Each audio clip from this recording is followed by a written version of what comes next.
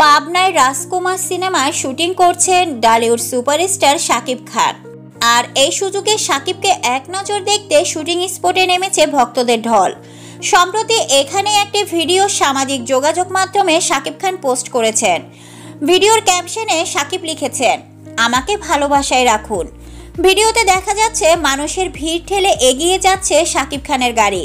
Shooting স্পটে হাজারো জনতা নায়ককে কাছ থেকে দেখতে হুমড়ি খেয়ে পড়ছেন তারা।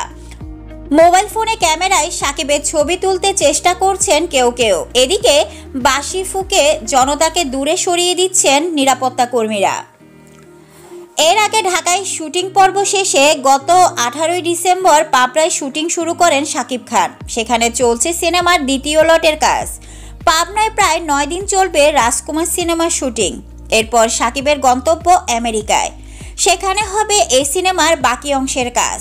সেখান থেকে ভারতে আসার কথা রয়েছে পুরো ইউনিটের। সেখানেও ধারণ করা হবে কিছু দৃশ্য।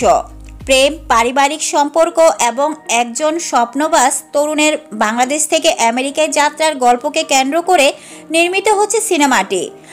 রাজকুমার ছবিতে শাকিবের নায়িকা হলিউড অভিনেত্রী কোর্টনি কফি। আশরাত আদনানের প্রযোজনায় ছবিটি নির্মাণ করছেন প্রিয়তমা খ্যাত পরিচালক হিমেল আশরাফ।